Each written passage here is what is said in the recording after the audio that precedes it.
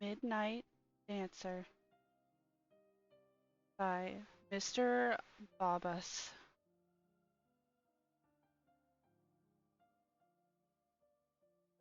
Have you ever had one of those feelings that something was wrong? Like, I don't mean during the day either, but at night.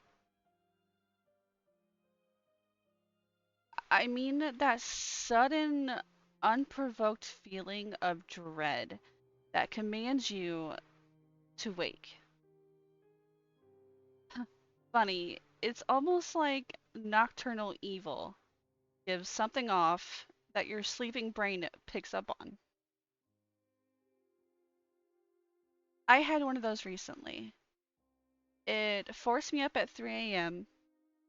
Normally, when you have that feeling, you'd lay still, fraying sleep, or if you're feeling adventurous, you take a quick check around the house. After you failed to discover anything, you inevitably crawl back to sleep. I should have done that this time.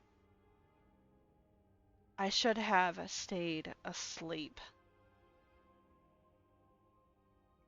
That night, I sat straight up.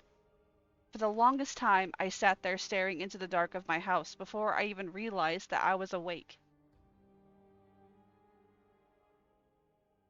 Then came the fear, that slow, strangling feeling that constricts your chest and worms your way down your throat. I was alone in my home, wide-eyed and afraid, no explanation. I couldn't hear the telltale signs of a break-in downstairs or the phantom sounds of a leaking pipe. I had no reason to be freaked out, but I was. Without much thought, I got up and walked over to the window. I don't know why. I peeled back just enough of the curtain to poke my head through, and I stared out into the moonlit backyard. I should have stayed asleep. Outside, prancing around my garden, was a clown. It had ruffles around its sleeves and collar, baggy pants, and floppy shoes. Its painted white face was even topped off with a big red rubber nose. It was without a doubt the last thing I wanted to see at 3 in the morning. It danced in complete silence, doing a step that only a madman or a child can understand. Its playful manner was haunting. I watched with dread fascination as it circled the garden, trying my best to ignore the growing lump in my throat. It moved around, pausing occasionally to play with my gardening tools or sniff the budding plants. Then it waltzed over to an oak sapling I had planted and disappeared. I blinked. This wasn't possible.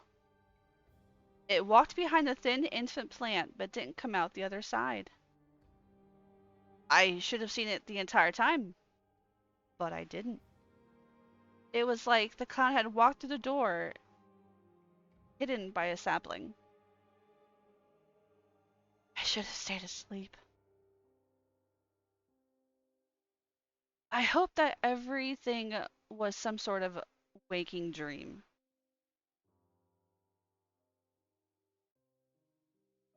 Pretending nothing happened was easier than the truth. The clown came back though. Night after night, I watched as it danced around my backyard, and at the end of every night, it would vanish the same way. One night, it disappeared behind a garden hoe, only for it to appear seconds later from behind the lawnmower. Tonight, I found it digging a hole in the middle of my yard. I've never seen it do something like this before, and my immediate thought is that the clown is digging my grave.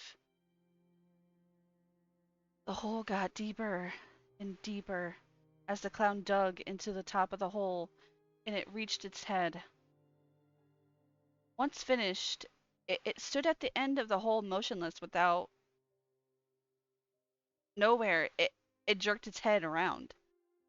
My heart pounded so hard that I could taste the copper in my mouth. I'm about to tear away from the curtain when I see it bend down and pluck a flower. The clown put the stem between its teeth and planted the shovel firm in the ground before pretending to stretch out his suspenders and admiring its work like a farmer. My heart was still racing at this point, but I was just glad that it didn't see me. As if the thing read my mind, it turned on its heel and stared right at me. I never thought I'd actually pray for a heart attack. It spit out the flower and ran towards me, its feet flopping to the sides. It stopped a few feet from the house, grinning at me with its filthy orange teeth as it pointed to the hole, and waved me over excitedly like a child showing off a finger painting.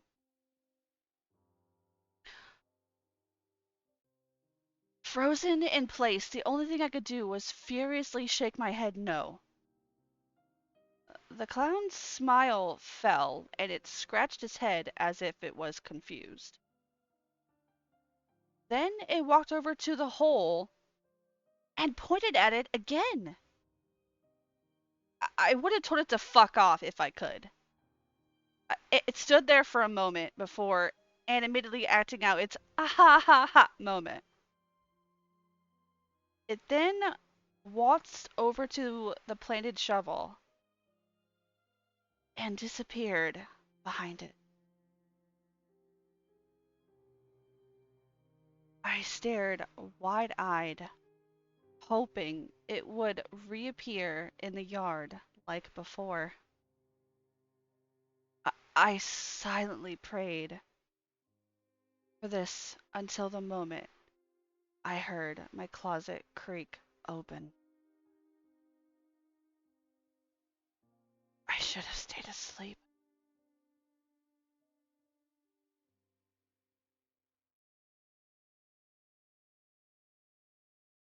Thank you again for listening to my creepypastas that I have found on creepypasta.org. These writers are unimaginably so talented and they write amazing stories. I am so proud to be able to put their work to voice and express how good they are. If you have any comments, questions, or suggestions on future stories, please feel free to comment and tell me what you would like me to read. Until then, thank you again for listening, and I will see you next time.